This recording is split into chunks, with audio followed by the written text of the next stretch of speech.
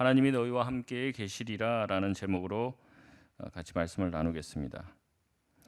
우리가 계속 이제 고린도후서의 말씀은 이제 순차적으로 계속 보고 있는데 이 앞에 내용을 모르고 들어도 뭐 이해가 되는 부분도 있지만 아무래도 앞에 내용을 같이 이어지는 거니까 그것을 연상시키면서 오늘 말씀을 들으시면 더 좋을 것 같습니다.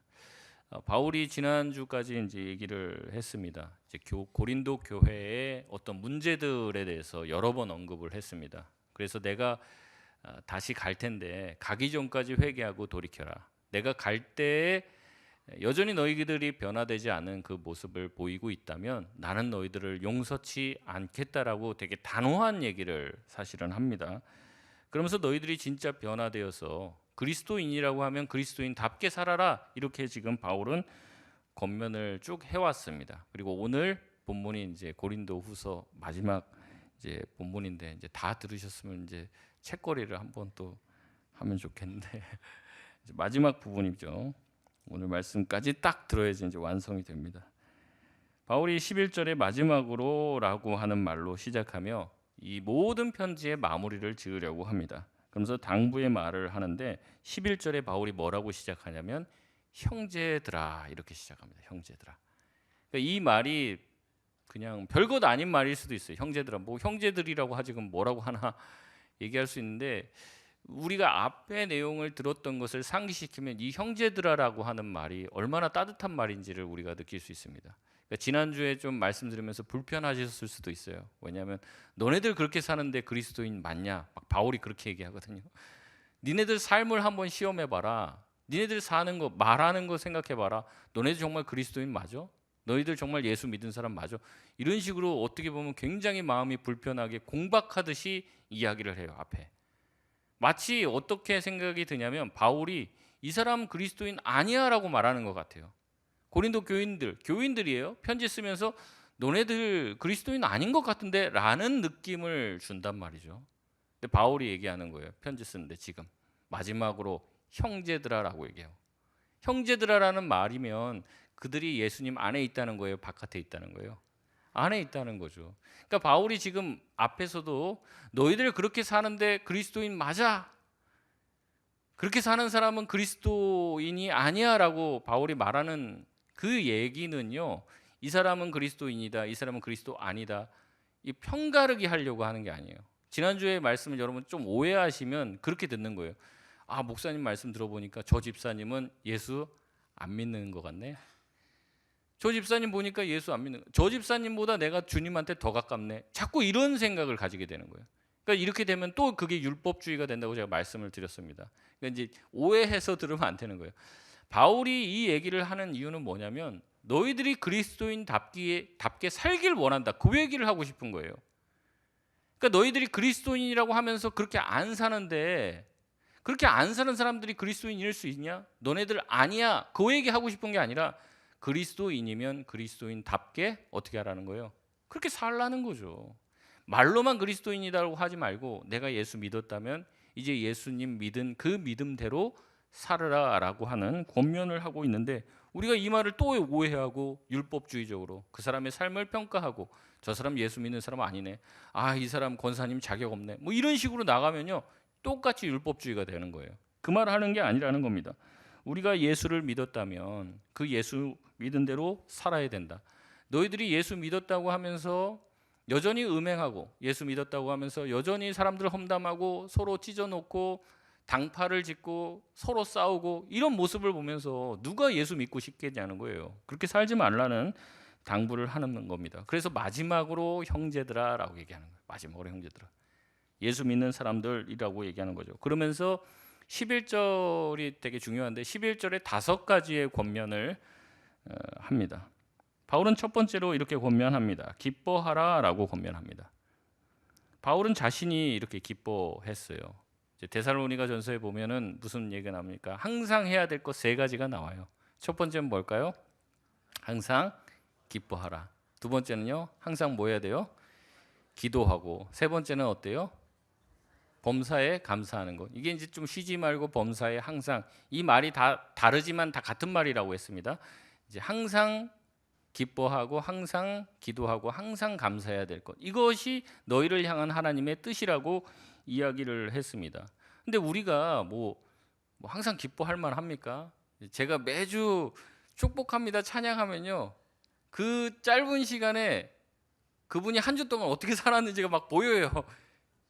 제가 무슨 영안의 눈이 열려서 보이는 게 아니라 그분 표정 보면 알아요. 축복합니다. 근데 축복 또 시키네 저거 나 지금 힘든데, 이런 분도 있고 막 축복하고 앞뒤 좌우로 막 몇 번을 왔다 갔다 하는지를 몰라요. 기쁨이 넘치는 분이 있고 찬양할 때도 찬양할 기분 아닌데 내가 해준다 오늘 이런 분도 계시고, 이게 막 그런 거죠. 여러분, 우리가 어때야 기뻐하겠습니까? 복권이라도 당첨돼야 기뻐할 겁니까? 목사님, 저는 복권은 고사하고 행운권도 당첨이 안 됩니다. 내 인생은 왜 이럽니까? 바울이 무슨 기쁜 일이 있어서 기뻐하라는 게 아니에요. 바울이 기쁨에 대해서 가장 강조하는 서신서가 이제 빌립보서입니다. 빌립보서 전체가 기쁨이에요. 기뻐하라. 내가 다시 말하노니 기뻐하라. 근데 바울이 그거를 어디서 썼냐? 감옥에서 썼어요. 감옥에서. 지하 감옥, 제가 여러 번 말씀드렸죠. 그냥 지금처럼 화장실 있고 그런 데가 아니라 컴컴한데, 지하에 토굴 같은데, 빛도 들어오지 않는데, 거기 막 자기 앞에 있었던 사람들이 배설물이랑 그거 다 해놓은데, 진창 같은데, 거기 자기 들어가서 사는 거예요. 근데 뭐라고 얘기하는 거예요? 벌레 막 지나다니고 쥐 지나다니고 그런 더러운 곳에서 기뻐하라. 기뻐하라. 내가 다시 말하노니 기뻐하라. 그 얘기를 하는 거예요. 왜냐하면 자기 안에 기쁨이 있으니까. 기쁨이 있으면 뭐가 나온다고 그랬습니까? 찬양이 나온다는 거예요. 힘들면 기도가 나오지만 기뻐하면 찬양이 나와요. 기뻐하면. 그 세상이 줄 수 없는 어떤 환경이 어찌하지 못하는 그 기쁨이 있어야 한다는 거죠. 바울은 그 얘기하는 겁니다. 고린도 교인 너희들 좀 부족하고 연약하고 내가 지금 잔소리 좀 해서 좀 마음 상했는지 모르지만 너희들 기뻐하길 바란다. 예수 그리스도로 인한 참된 기쁨이 너희 안에 있길 바란다. 오늘부터라도 너희가 주님이 기뻐하시는 삶을 살아간다면 주님의 기쁨이 너희들 가운데 찾아오게 될 것이다. 그 얘기를 하고 있는 것이죠. 두 번째 권면은 온전하게 회복하라입니다. 이제 11절의 말씀에 보면 온전하라라는 단어만 나와 있는데, 이게 이제 원어로 보면은 회복이라고 하는 이 어원에서 파생된 단어입니다. 그러니까 바울은 고린도 교인들이 지금 그릇된 길로 가고 있었는데 이제는 온전한 길로 돌아와서 그리스도인다운 모습으로 회복되라라고 이야기하고 있는 거죠. 이게 바로 온전하라라는 말입니다. 내가 다시 가기 전까지 너희가 온전하게 그리스도의 제자답게, 예수님을 믿는 교인답게 그렇게 변화되라고 얘기하는 거죠. 그렇게 권면하고 회복하라고 이야기하고 있는 것입니다. 세 번째 권면은 서로 위로하라입니다. 근데 이 위로하라라는 단어가요, 이것도 이제 여러 번역본, 다른 번역본들을 보면은 다르게 다 번역을 했어요. 뭐라고 번역하냐면 영어 NIV 성경과 공동 번역에는 내 권고를 귀담아 들으십시오 이렇게 나옵니다. 그리고 새 번역에서는 서로 격려하십시오 이렇게 나와요. 그러니까 위로하라는 말과는 좀 다르죠. 이제 내 권고를 귀담아 듣고 내가 지금 하는 말들 그걸로 서로 격려하라. 이 말은 이제 위로하라라는 말과는 조금 어감의 차이가 있습니다. 그러니까 위로라고 하면은 뭐예요? 뭔가 슬프고 지금 어려운 일 당한 사람 등 토닥거려주는 그런 게 위로라고 생각을 하잖아요. 근데 지금 오늘 말씀에는 뭐라고 했냐면 바울이 내 권고를 귀담아 들으십시오라고 말을 하고 있다는 말이죠. 그러니까 이게 무슨 말이냐면 제가 앞에서도 말씀을 전하고 하지만 하나님의 말씀이 우리 가운데 들리잖아요. 근데 한 귀로 듣고 한 귀로 흘리시는 분들이 계십니다. 또 목사님 또 하시는 얘기인가 보다. 교회 오면 맨날 저런 얘기 하지. 그러면서 한 귀로 듣고 어떻게 해요? 한 귀로 흘려요. 야, 어떻게 사람이 저렇게 살 수 있어? 저거는 그냥 성경에 나오는 인물 몇만 저렇게 사는 거지 하면서 한 귀로 듣고 그냥 한 귀로 귓등으로 흘려버린다는 거죠. 근데 바울은 뭐라고 얘기하는 겁니까? 너희들을 향한 나의 권고를 잊지 말고 귀에 새겨 들으라는 거죠. 그리고 그것으로 서로 권면하라는 거예요. 이제 목사님 말씀하신 거 들었지? 우리 성경에서 예수님이 뭐라고 하셨지? 이걸로 서로 권면하라는 거죠. 그래서 자기 마음에 잘 새겨 넣으라는 겁니다. 바울이 크게 지금 얘기한 게 두 가지예요. 그들의 삶에 대해서. 거룩한 삶을 살라고 얘기하는 거. 또 두 번째는 뭐냐면 그들이 싸우고 서로 갈라지는 것. 그렇게 하지 말고 하나 되라는 거죠. 이게 다 성경에서 한 말이고 바울의 권면입니다. 이것을 잊지 말고 마음에 새기라는 얘기를 하는 겁니다. 네 번째 권고는 마음을 같이 하라입니다. 마음을 같이 하라고 얘기했으니까 지금 마음의 상태는 하나예요, 둘이에요? 뭐 둘, 셋, 넷, 다 뭐 이렇게 되겠죠. 마음을 왜 같이 하나라고 할까요? 이 말을 우리가 오해하기 십상이에요. 마음을 하나로 같이 하라 이렇게 하니까 야, 여기가 무슨 독재냐, 공산주의냐, 교회가 뭐 다 만장일치하고 무슨 의견을 같이 하는 이것을 하나됨이라고 생각하는 분들이 계십니다. 근데 그렇지 않습니다. 여러분, 하나님이 하나됨, 만약 그런 의견과 생각의 하나됨을 얘기하는 거였으면요, 우리 다 똑같이 만드셨을 거예요. 근데 하나님의 창조의 아름다움은 뭐냐면요, 우리 각자를 다 똑같이 안 만드시고 다 다르게 만드셨다는 거예요. 다양하게 만드셨어요. 생각이 다 다르고요. 우리가 가지고 있는 어떤 주관들, 성격과 그렇죠, 우리의 기질, 모든 게 다 다른 거예요. 하나님이 그렇게 다르게 우리를 만드셨기 때문에 아름다운 겁니다. 근데 교회는 뭐냐면요, 이렇게 다른 사람들이 모여서 한 마음을 가지게 되는 거예요. 그럼 도대체 이 한 마음이 뭐냐? 앞에 교회에 있는 목사님 따라서 목사님이 하자는 대로 다 하는 게 한 마음이냐? 그게 아니라는 거죠. 교회의 머리는 누구십니까? 예수 그리스도시죠. 그리스도 안에서 우리가 하나 되는 거예요. 우리가 다 달라요. 정치 색깔도 다르고 출신 성분도 다 다르고 배움도 다르고 지식도 다 다르고 다 달라요. 그렇기 때문에 우리가 모였을 때는 누구 하나 자기가 잘나고 자기 생각이 옳다고 주장하는 사람의 주장이 돋보일 수 있는데 교회는 그런 곳이 아니라는 겁니다. 교회는 주님이 뭘 원하시는지 거기에 마음을 모으는 거예요. 나는 그렇게 하기 싫죠. 근데 주님이 기뻐하시는 그 일을 하기 위해서 우리 마음을 어떻게 하는 거예요? 하나로 모으는 곳이 바로 교회라는 겁니다. 그래서 성경에서는 얘기하는 거예요. 진리 안에 너희가 하나 되라. 그리스도 안에서 하나 되라. 이렇게 얘기하는 것이죠. 자기 나름대로의 길을 가면 안 돼요. 다른 사람들을 좀 봐야 됩니다. 그리고 예수님이 뭘 원하시는지를 봐야 돼요. 자꾸 우리의 판단이 먼저서요. 내가 판단했을 땐 내 생각에는 이러는 게 맞다. 이 말을 습관처럼 하시는 분들이 있습니다. 근데 그렇게 하면 안 돼요. 어떤 일들을 봤을 때도 그렇고 어떤 것들을 결정할 때도 항상 무엇을 생각해야 된다고요? 이게 정말로 주님이 원하시는가? 그래서 우리의 말이 바뀌어야 돼요. 말이. 주님이 보시기엔 이거 이렇게 하는 게 좋을 것 같아요. 주님이 생각하시기에 성경에 따르면 이렇게 하는 게 좋을 것 같아요. 우리가 그 얘기해야 되는데 자꾸 어떻게 하냐면 내 생각, 그걸 자꾸 앞세운다는 말이죠. 그러면 교회가 하나가 되기가 어려운 거예요. 우리의 뜻이나 의견을 일치하라는 게 아닙니다. 우리 각자의 의견이 다 다를 수 있어요. 그걸 그대로 둔 상태로 하나님이 무엇을 원하시는가를 생각하고 그 주님이 원하시는 그 뜻에 내 뜻을 꺾는 것, 그게 하나님이 원하시는 것이고 그게 교회 안에 하나가 되고 일치가 되는 모양이라는 거죠. 그래서 교회는요, 그리스도 안에서 하나 될 수 없는 사람들이 하나 되는 곳이 바로 교회입니다. 다섯 번째 권고는 평안하라입니다. 다수의 신학자들은 이 다섯 번째 평안하라는 권고가 네 번째의 권고와 연결되어 있다고 봅니다. 다시 말해서 이제 우리의 마음이 하나가 될 때 우리한테 평안이 흘러나온다는 거예요. 하나됨에서 평안이. 근데 그렇지 않고 하나 되고 전체가 다 하나 되고 있는데 나 혼자 다른 생각을 가지고 있어요. 그러면 불편할 거예요? 아니면 평안할까요? 불편한 거예요, 내 마음이. 이 사람들이 다 바보같이 지금 왜 저 길로 가냐, 어리석게. 내 생각이 옳다. 이렇게 하면 마음에 불편함이 생긴다는 거죠. 평안이 그들 마음 가운데 임하지 못한다는 겁니다. 이 교회는 그런 것 같아요. 만약 교회 성도들이 100명이 있다고 하면 99명이랑 친해도요, 한 명이랑 틀어지면은 그 교회 오는 게 싫은 거예요. 힘들고 마음이 불편한 거예요.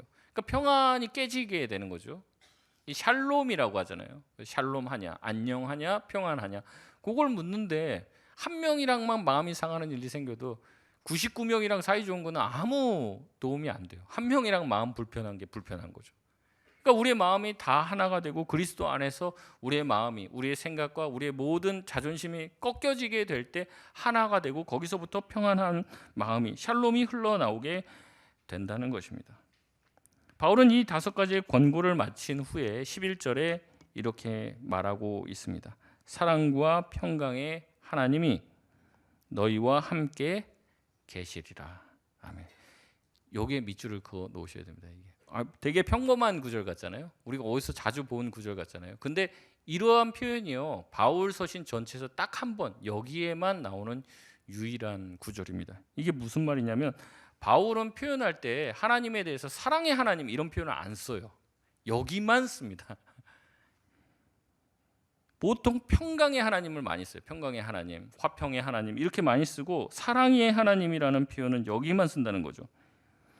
바울은요, 평강의 하나님, 에이레네의 하나님만을 얘기했어요, 그동안. 그런데 여기선 특별히 사랑의 하나님, 아가페의 하나님을 더 추가해서 말합니다. 사랑과 평화의 하나님, 아가페와 에이레네의 하나님이라고 얘기하는 거예요. 왜 이렇게 얘기했을까? 신학자들이 얘기합니다. 바울이 지금까지 계속 질책을 해왔잖아요. 그러니까 이 성도들이 좀 약간 눌리는 느낌이 있는 거죠. 사랑하면 뭐 좋은 얘기를 많이 해줘야 되잖아요. 근데 자꾸 너 그렇게 살면 안 돼. 너네들 그렇게 사는 거 하나님이 기뻐하시지 않아. 너 그리스도인 맞아. 막 자꾸 이런 얘기 하니까 어때요? 느낌이 하나님이 나 싫어하나? 바울이 나 뭐 이렇게 별로 안 좋아하나? 이런 마음이 자꾸 들 거 아니에요? 바울이 여기에서 쓰지 않았던 말을 쓰는 거예요. 사랑의 하나님을 쓰는 거예요. 그럼 우리가 주중에 큐티를 계속하는데 큐티 잘 하고 계시죠? 네. 큐티를 열심히 하십시오. 이 큐티가 되게 중요한데, 매일같이 말씀을 읽고 또 우리 새벽에 또 기도하고 있습니다. 계속해서 봤던 그 본문의 말씀이 열왕기하예요. 그리고 지금 이 에레미야 애가를 나누고 있는데, 제가 몇 번 말씀을 드렸던 것 같아요. 여러분, 하나님이요, 그 사람을 버리잖아요. 그 사람에 대해서 아예 관심 갖지 않잖아요. 그러면 어떻게 하는 줄 아십니까? 열왕기하 보니까 어떻게 하는 줄 아세요? 내버려 둡니다. 그냥 내버려 둬요. 하고 싶은 대로 하게 내버려 둡니다. 그 사람이 죄를 져도요, 그냥 내버려 둬요. 죄 짓게 그냥 놔둬요. 죄 지면 막 가서 야단치고. 안 그래요. 하나님이 그 사람 포기하잖아요. 그럼 그냥 내버려 둡니다. 그래서 이 남유다 왕국에서요, 하나님이 진짜 완전히 포기하고 얘는 정말 최악이다 이렇게 말한 왕이 므낫세 왕이에요. 므낫세 왕. 제가 말씀드렸는데, 므낫세 왕이 근데 나라를 몇 년 다스리냐면 55년을 다스립니다. 나라를 55년 다스린 왕이 없어요. 근데 제일 최장기 집권을 해요. 55년 동안 다스리고 나라는 부강합니다. 정치, 경제, 외교적으로 승승장구해요. 잘 되고. 제가 그때도 새벽에 또 설교하면서 말씀드렸습니다. 하나님께서 그 사람을 정말 싫어하시고 저주하시는 사람의 특징, 그게 뭐라고 얘기했냐면, 제가 이렇게 얘기했어요. 하나님 없이 성공하는 거, 하나님 없이 잘 되는 거. 우상 숭배하고 자기 멋대로 살고 죄를 막 짓는데요, 아무 일도 일어나지 않고 심지어는 잘 돼요. 나라가 붕황해지고 주변의 나라들을 막 정복하고 영토가 넓어져 백성들이 태평성대를 누리는 게 55년이 됐습니다. 여러분, 그가 우상 숭배를 해서 하나님께 복 받아서 잘 되는 걸까요? 그게 아니에요. 하나님이 어떻게 합니까? 내버려 두는 거예요. 관심을 딱 끊어버립니다. 하고 싶은 대로 해봐. 잘 되죠? 어이구 잘 된다. 네가 하고 싶은 대로 해봐. 근데 므낫세의 치세가 끝나자마자 나라가 급격히 무너지기 시작하는 거예요. 여러분, 하나님 없이 성공하는 거 지금은 좋아 보일지 몰라요. 그러나 그게 멸망의 전조 증상이라는 거죠. 오히려 하나님은요, 사랑하는 사람들에게 어떻게 하십니까? 선지자를 보내세요. 호되게 말씀하십니다. 그렇게 살면 안 된다. 너 그러다 죽어. 이렇게 얘기하십니다. 때로는 고난과 어려움을 당하게도 하세요. 때로는 하나님은요, 하나님의 백성을 너무나도 사랑하셔서 마음 아프지만 그를 광야로 모시기도 합니다. 왜냐하면 그 사람에 대해서 관심이 있기 때문에 그래요. 그 사람을 사랑하기 때문에 그런 것이죠. 사랑하는 아들이기에 바늘 도둑이 소 도둑 되면 안 되니까 바늘 도둑질 했을 때 소 도둑질 한 것처럼 혼낸단 말이죠. 왜냐하면 그렇게 가면 안 되니까. 그게 하나님의 사랑의 표현이라는 거예요. 바울은 지금 얘기하는 겁니다. 자기가 그런 심정으로 고린도 교인들을 지금 대한 거예요. 사랑하니까 호되게 얘기한 거예요. 사랑하니까 마음이 아프고 심지어 그들의 구원이 막 흔들릴 정도로 그들을 질책했습니다. 그 얘기를 듣는 고린도 교인들은 바울이 우리를 미워하나? 우리는 하나님의 기준에 들지 못하나? 이런 마음을 가졌을지도 몰라요. 그러나 바울이 얘기하는 거예요. 그렇지 않다. 내가 너희를 누구보다 사랑하고 있고 하나님은 사랑의 하나님이셔서 너희들에게 그런 지속적인 관심을 가지고 있는 것이다 라고 이야기합니다. 그래서 바울은 다른 데서 쓰지 않는 단어를 쓰는 거예요. 어떤 하나님? 사랑의 하나님.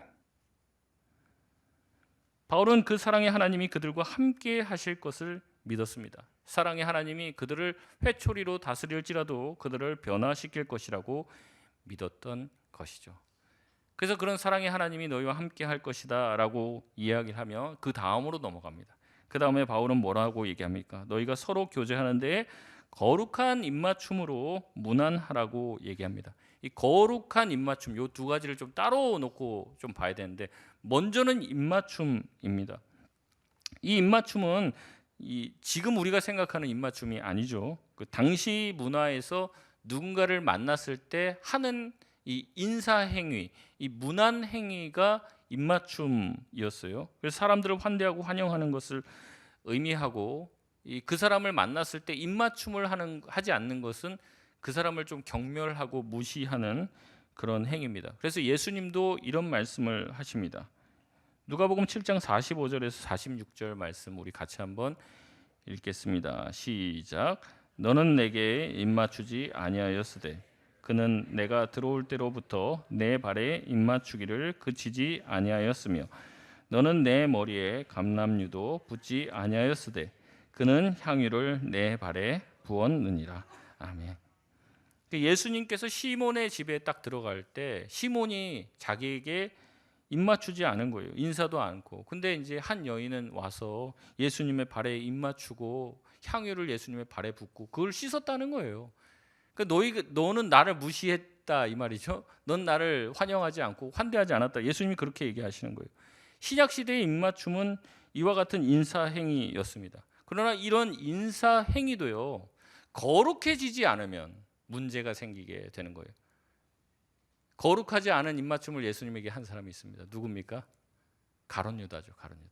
가룟 유다가 신호를 보낸다고 그러잖아요. 누가 깜깜한데 빛도 없는데 예수님을 잡아가야 되니까 도대체 누가 예수냐, 이제 군사들을 이끌고 오니까 내가 입맞추는 그가 바로 예수라고 얘기하는 거죠. 그래서 예수님에게 찾아가 입맞춤을 합니다.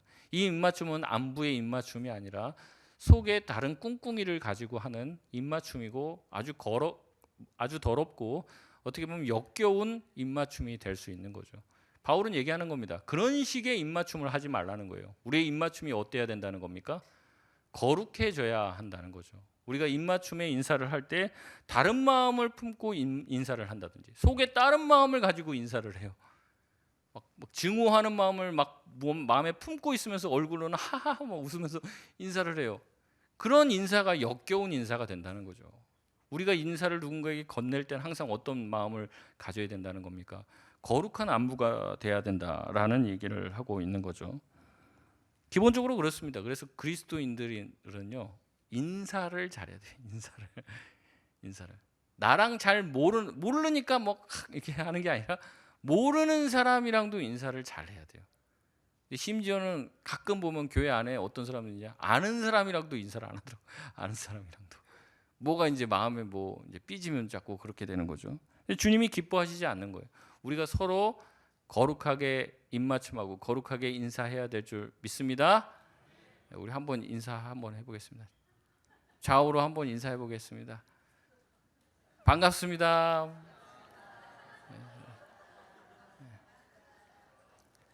모른 척 하지 마세요. 옆으로 인사하고 그러지 마시고. 12절에 바울은 이렇게 얘기합니다. 12절 말씀 같이 읽겠습니다. 시작. 모든 성도가 너희에게 문안하느니라. 아멘. 이 말씀은요, 앞에 있는 인사를 그 다음에 받는 말입니다. 더 확장된 말입니다. 우리가 먼저는 어떻게 해야 된다는 거예요? 우리 성도 안에서 거룩한 입맞춤, 아름다운 교제가 우리 교회 안에 먼저는 있어야 될 줄 믿습니다. 그 다음으로 넘어가는 건 뭐냐면요, 모든 성도를 얘기하고 있어요. 바울이 지금 이 편지를 마게도냐 교회에서 쓰고 있는 것으로 보통 알려져 있습니다. 그러니까 이제 모든 성도가 문안을 한다 그러면 마게도냐 성도들이 너희 고린도 교회에게 문안한다 이런 의미도 있어요. 그러나 신학자들은 뭐라고 얘기하냐면 이것은 바울이 그것만을 얘기하는 게 아니라 모든 우주적 교회가 이 고린도 교회에게 문안한다는 것을 이야기하며 이 모든 교회 안에 고린도 교회가 함께 포함되어 있다는 것을 얘기한다는 거예요. 다시 말해서 고린도 교회와 이 마게도냐 교회, 그 다음에 예루살렘 교회, 여러 교회가 다 연결이 되어 있다는 거죠. 이 얘기를 왜 하냐? 이제 제가 그 전에도 말씀드렸지만은 예루살렘 교회가 어려움을 당했다고 했을 때 이 고린도 교회가 돕기로 작정을 했잖아요. 그래서 자기들이 자발적으로 헌금을 마련을 했어요. 근데 여러 가지 이유와 또 거짓 사도들이 들어오면서 바울의 어떤 그런 의도들이 왜곡이 되어서 이 구제연금을 하다가 그냥 흐지부지 돼버리게 된 거죠. 아마 그때 그런 얘기도 나올 것 같다는 거예요. 예루살렘 교회와 우리 교회가 무슨 상관이 있느냐? 그 교회는 그 교회고 우리 교회는 우리 교회지. 왜 우리 교회도 힘든데 우리 교회도 도울 사람 많은데 무슨 예루살렘 교회 돕고 있냐? 그런 얘기를 아마 했었을 거로 추정이 됩니다. 여러분 이런 생각을 뭐라고 하냐면 개교회 이기주의라고 그래요. 개교회. 교회 안에도요 부서가 개부서 이기주의가 되면요 부서끼리 가위도 안 빌려줘요. 풀 하나 빌려가도 그 장부에 써놓습니다. 왜 다 그러고 딱 붙였으면 유초등부, 유치부 절대 안 빌려줘요. 야 유치부께 왜 청년부가 있어? 그리고 서로 먹살 잡고 싸운단 말이죠. 이게 그렇게 되는 거예요. 근데 여러분 교회는 그렇지 않죠. 예수 그리스도라는 머리 그 몸 거기에 붙어 있는 우리는 다 지체의 일부분입니다. 그러니까 우주적 교회라는 거예요. 교회는요 그 공교회성을 잊지 말아야 합니다. 우리가 지역에 있는 개교회이기도 하지만 예수 그리스도라는 몸된 교회 전체 우주적 교회의 일부분인 거예요. 그러니까 우리가 해외에도 교회를 세우고 해외의 어려운 교회들 돕는 것도 이 일환입니다. 근데 이런 얘기를 하면 꼭 무슨 얘기하고 있는 거예요? 나도 살기 어려운데 왜 남의 교회 돕냐는 거예요. 남의 교회가 아니라니까요. 우리 또한 예수 그리스도 안에 있습니다. 그러니까 우리가 예수 그리스도 안에 있고 예수 그리스도의 몸된 교회란 말이에요. 그러면 소위 말하는 남의 교회 돕는 게 결국에 누구 돕는 거예요? 나를 돕는 거예요. 남의 교회 돕는 게 누굴 돕는 거예요? 예수 그리스도를 돕는 거예요. 그래서 이게 킹덤 처치라고 합니다. 하나님 나라의 교회라는 거예요. 우리가 전체 우주적 교회 안에 우리가 일부분이지 따로 우리 교회에 떨어져 있는 게 아닙니다. 그러니까 우리가 도울 수 있으면 우리 주변에 있는 교회들을 많이 돕고 섬겨야 돼요. 함께 잘 돼야지 우리 교회만 잘 된다? 이거 하나님이 기뻐하실까요? 안 기뻐하실까요? 전혀 안 기뻐하시는 거예요. 약한 교회를 돕고 섬기고 그 교회를 지원하는 거 이게 너무 중요한데 교회가 개교회주의가 딱 돼버린 거예요. 개교회주의가. 제가 예전에 이제 목동 쪽에서 이제 신혼 살림을 이제 꾸리고 거기서 사는데 그 교회에 그때 당시에 몇몇 교회가 굉장히 폭발적으로 부흥을 했습니다. 막 찬양팀 유명한 교회들이 있어요. 몇 교회들이. 근데 그 교회들은 자기네가 뭐 제자 훈련해서 이렇게 부흥했다, 뭐 해서 부흥했다, 막 그렇게 얘기해요. 근데 제가 그 동네 살아봐서 압니다. 그게 아니에요. 주변에 한 그때 당시에 비슷한 시기에 큰 교회 몇 교회가요. 목사님 문제나 교회 안에 내분이나 돈 문제 뭐 여러 가지 게 있었고 다 깨진 거예요. 교회가 깨지면 어떻게 됩니까? 뭐 성도들이 다 흩어지잖아요. 갈 교회가 없는데 마침 그 교회가 이제 막 찬양팀으로 유명해지고 뭐 이렇게 하는 거예요. 그러니까 어떻게 합니까? 성도들이 거기에 막 물밀듯이 들어오는 거죠. 그래서 부흥한 거예요. 거기서 사람들 제가 딱 그 처음에 대학생 때만 그 교회에 이렇게 가고 했을 때만 해도 그 교회가 뭐 한 300명, 400명 뭐 이렇게 모였는데 몇 년 딱 지나지 않아 갖고 뭐 4,000명, 5,000명 이렇게 되는 거예요. 주변에 교회가 깨져 갖고 다 그 교회로 몰리는 거예요. 근데 몰리다 보면 계속 몰리거든요. 그래서 흔히 이제 우리가 이제 신학생들 모여서 이제 얘기하면 남의 교회의 불행이 나의 행복이다. 그 교회가 깨지면 다 어디로 와요? 우리 교회로 온다 이거예요. 제가 좀 이렇게 부산에서 이제 사역할 때 거기도 이제 큰 교회인데 우스갯소리처럼 하는 얘기지만 저는 농담처럼 안 들었는데 그런 거예요. 이제 거기에 이제 아주 기라성 같은 목사님이 있었는데 이제 후임 목사님이 오시는데 주변 교회에서 TF 팀을 만들었다는 거예요. 왜냐하면 그 교회 담임 목사님 바뀌면서 떨어져 나가는 성도들이 있다는 거죠. 그 성도들을 어떻게 하면 흡수할까? 그거를 교회에서 모여서 회의를 하고 있다는 거예요. 왜냐면 담임 목사님 바뀌면 뭐 스타일도 바뀌고 뭐도 바뀌고 하니까 그게 마음에 안 드는 사람들 나올 거 아닙니까? 그 사람들을 어떻게 우리가 잡을까? 남의 교회 안 되는 게 뭐예요? 우리 교회 행복. 그런 생각을 가지고 있는 거예요. 여러분, 근데 그게 얼마나 하나님 보시기에 안 좋은 생각입니까? 남의 교회의 어려움, 그게 뭐예요? 나의 기도 제목이 돼야 되죠. 남의 교회라는 그 생각 자체가 하나님 보시기에 얼마나 악합니까? 내 교회, 네 교회, 그게 어디 있어요? 다 하나님의 교회고 주님의 몸된 교회죠. 그러니까 남의 교회라고 생각하는 그 교회를 돕고 그 교회를 위해서 기도하고 그래야 되는데 그게 아닌 거예요. 내 교회만 잘 되면 돼요. 더 가까운 예들도 있는데 제가 생략하겠습니다. 얘기하면 뭐 고소당하고 그런 거니까 싶어서 막 그래요. 그게 보면서 너무 마음이 아파요. 왜 남의 교회 옆에 있는 교회가 잘 되는 것을 왜 나는 기뻐하지 못하나? 만약에 우리 교회 옆에 뭐 어떤 교회가 개척을 해서 막 청년들도 많이 모이고 막 너무 잘 돼요. 여러분 기분 좋을 것 같아요? 안 좋을 것 같아요?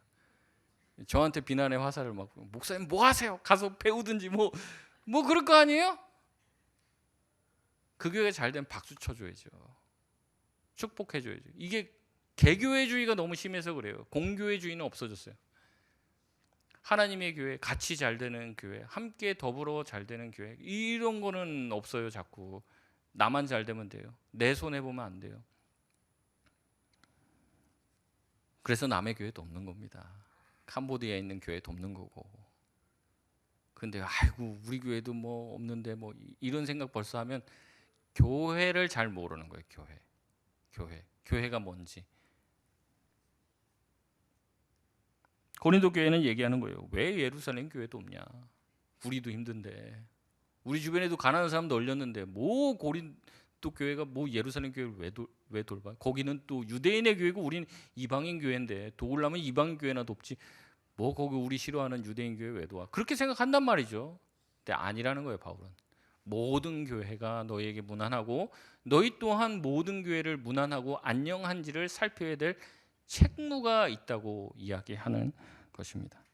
바울은 자신의 편지를 마무리하며 이렇게 기도합니다. 13절 말씀입니다. 우리 같이 한번 읽겠습니다. 시작. 주 예수 그리스도의 은혜와 하나님의 사랑과 성령의 교통하심이 너희 무리와 함께 있을지어다. 아멘. 여러분 어디서 많이 본 기도이죠? 언제 들으셨습니까? 축도라고 하면 방금 저기 대표 기도하시는 그 기도를 잘 못 들으신 우리 앞에서 신성철 장님 기도하시면서 요 구절을 똑같이 인용하셔서 기도를 하셨는데 예배 축도문입니다.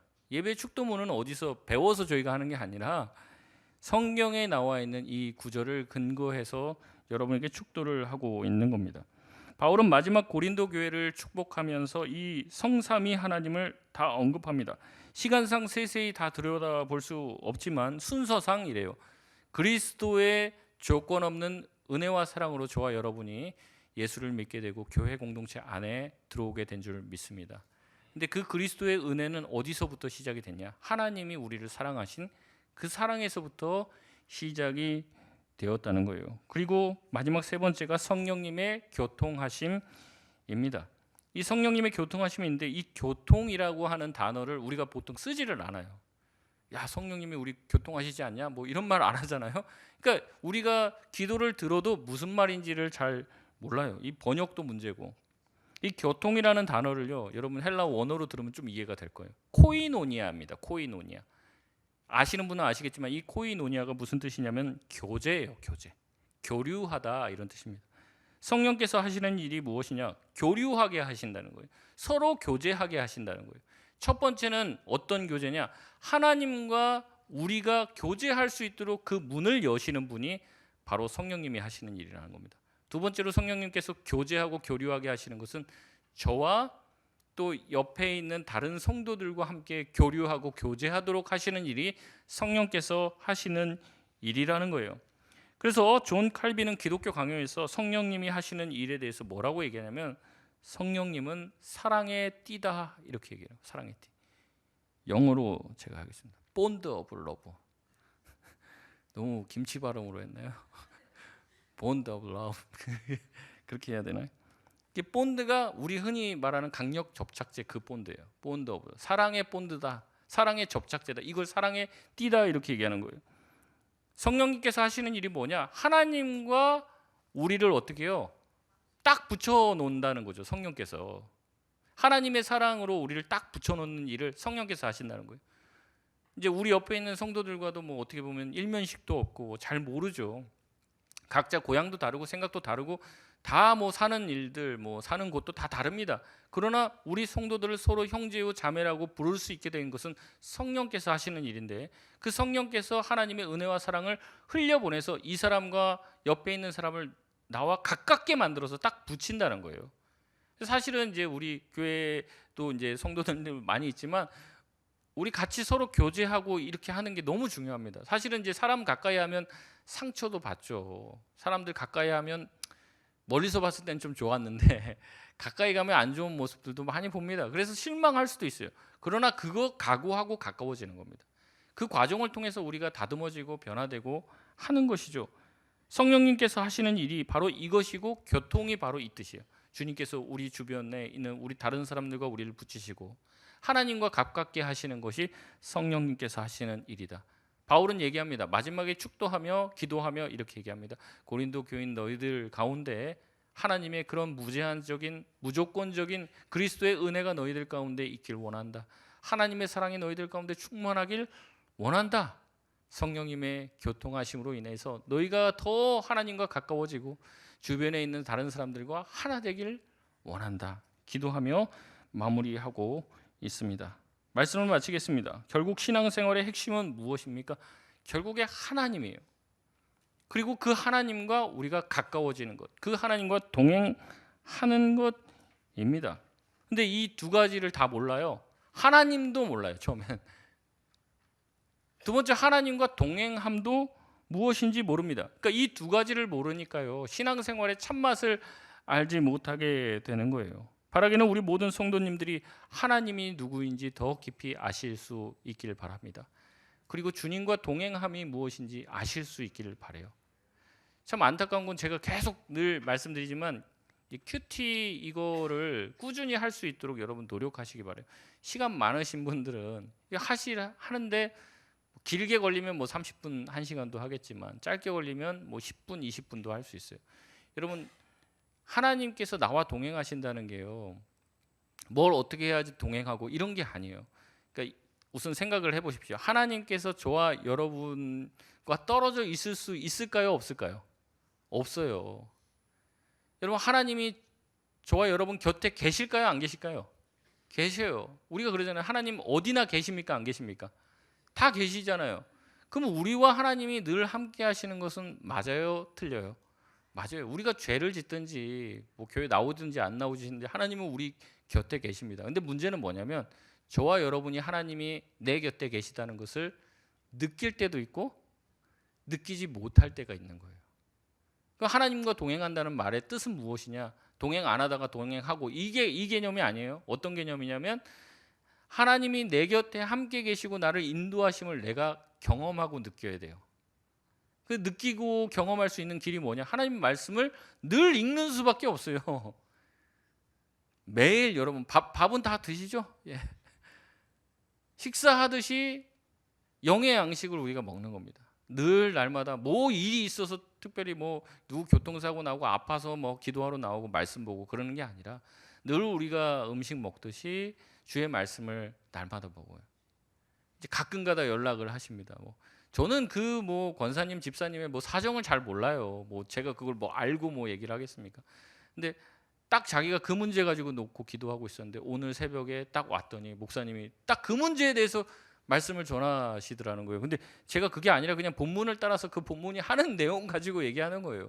근데 딱 그렇게 하면서 하나님이 나로 하여금 이렇게 하라고 하시는구나 답을 얻는 거예요. 그러면서 하나님이 내 기도 듣고 계시고 나와 함께 계시고 내 길을 인도하신다는 것을 어떻게 되는 거예요? 경험하게 되는 거예요. 그러면서 하나님과 동행하는 거죠. 근데 기도도 안 해요. 말씀도 안 봐요. 그럼 하나님이 내 곁에 계셔도 계신 줄을 몰라요. 이게 문제예요. 하나님이 저와 여러분의 삶을 인도하실까요? 인도 안 하실까요? 인도하십니다. 근데 문제는 뭐냐면 내가 그걸 느끼냐 못 느끼냐예요. 그걸 느끼려면 어떻게 하냐면 말씀을 봐야죠. 하나님이 나를 어느 길로 인도하시는지 내가 말씀을 통해 봐야죠. 기도를 통해서 기도하는 도중에 그런 거예요. 옛날에 한 5년 전 막 심지어 주일학교 때 어렸을 때 들었던 말씀이 생각이 나요. 누가 그걸 그래서 대부분 하나님의 말씀을 듣고 우리가 깨닫게 되고 하나님의 인도와 동행을 경험하는 거는요. 뭐냐면 새로 뭘 아는 게 아니에요. 원래 알고 있던 거예요. 원래 하나님이 저와 여러분을 사랑하는지 알잖아요.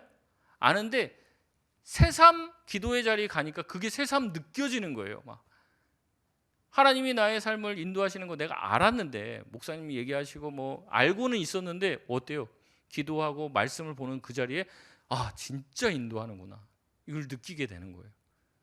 그러면서 하나님께서 나와 동행하시고 내 삶을 지키시고 보호하시는 것을 내가 경험하게 되는 거죠. 이게 바로 하나님과 내가 동행하는 인생이 되는 것입니다. 바울은 이것이 너희에게 있길 원한다 얘기하는 거예요. 하나님께서 누구신지 또 하나님과 동행함이 무엇인지 하나님이 너희 가운데 계시다는 것